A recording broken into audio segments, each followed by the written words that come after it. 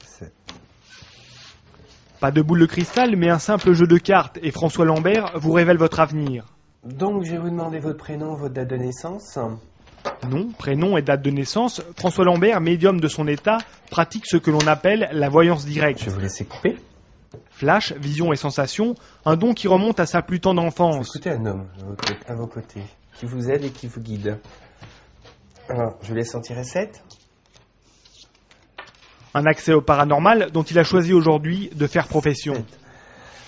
Alors au niveau professionnel, il y a beaucoup de remises en question, beaucoup de choses qui sont en transition. Je dirais qu'il y a certaines démarches que vous allez entreprendre quand même. On sait que dans le contexte affectif, là par contre, des décisions sont en train de se mettre en place, il y a des doutes, quelques altercations sont à prévoir. Bon, les cartes, elles sont là juste pour me guider, pour m'informer des choses que je ne vois pas ou que je ne pressentirais pas. On voit, on perçoit, on ressent, on sent. C'est une connexion d'énergie, c'est une question que je dois pas être fatigué, je dois avoir les choses clairement, donner les réponses que les personnes souhaitent. Peut-être par rapport à la société. Qu'est-ce que Je dois la laisser telle qu'elle est ou est-ce qu'il faut que je change de statut? Alors, regardez. Cet après-midi, c'est Cécile qui consulte. La soixantaine, un caractère plutôt rationnel, cette chef d'entreprise appartient à cette nouvelle clientèle qui fréquente les cabinets de voyants. Comme beaucoup de clients, elle est à un moment charnière de sa vie professionnelle et s'interroge sur l'avenir de sa société. Sur le plan peut-être investissement immobilier.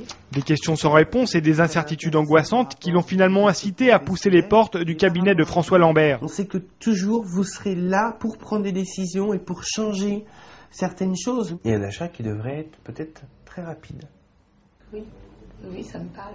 On n'est pas obligé de prendre ce que le voyant nous dit à 100%. Absolument. On a aussi notre libre arbitre après. Je ne suis pas dépendante, moi, de la voyance. Donc, je ne peux pas dire que demain, je vais faire à 100% ce qu'on va me dire.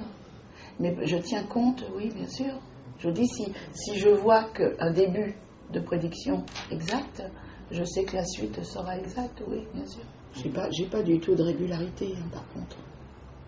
C'est quand le moment se présente pour certaines choses délicates, quand je suis comme là, il le disait tout de suite, dans une situation un petit peu c'est vrai que je stagne un petit peu pour certaines choses. Donc voilà, dans des moments comme ça, je viens de voir. Il y a quelques années, on venait voir un voyant pour ce qui était plutôt affectif, ce qui était, on va dire, autour de soi.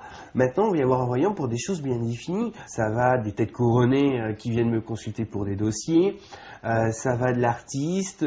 J'ai même maintenant, depuis quelque temps, des avocats, des médecins, des gens qui sont quand même à la base relativement très cartésiens. Ils viennent là pour quelque chose de concret. On leur fournit. Pour acquérir ce futur bien, la personne pourrait attendre la vente. Comme moi, je ne veux pas prendre de pré-relais.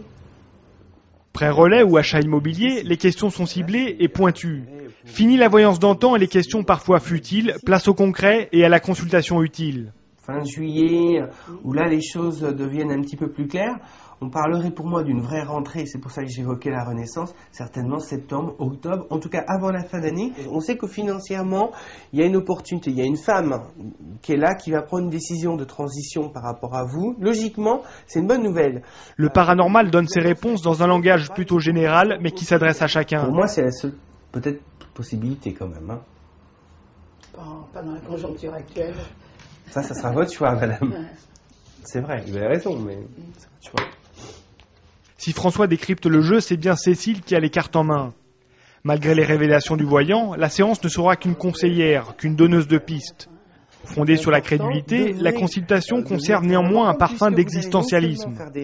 Chacun reste maître de ses décisions, tout au moins en apparence. C'est très, très intéressant. On n'a pas tout comme les chiffres du loto, en tout cas, moi je peux pas les donner.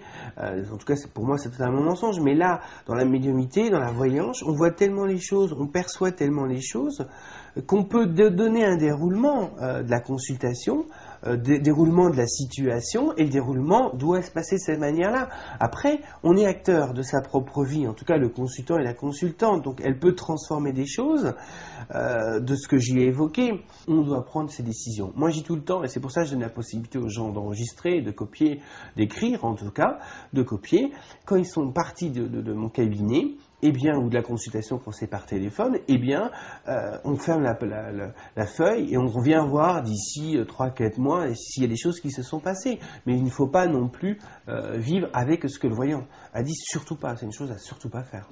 Après 1 heure de travail, la séance a livré ses secrets.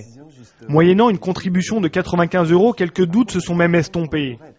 Sans être prise par le diktat de la consultation, Cécile repart satisfaite et réconfortée par les visions de François, qu'elle espère voir maintenant se réaliser.